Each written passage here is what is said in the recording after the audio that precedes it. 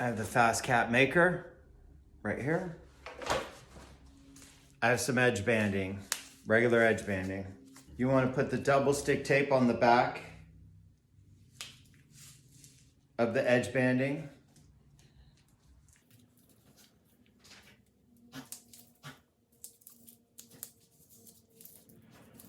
And simple.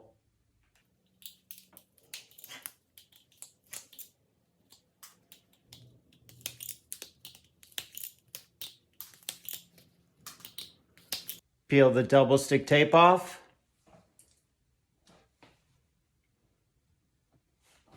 Just like that. Gone.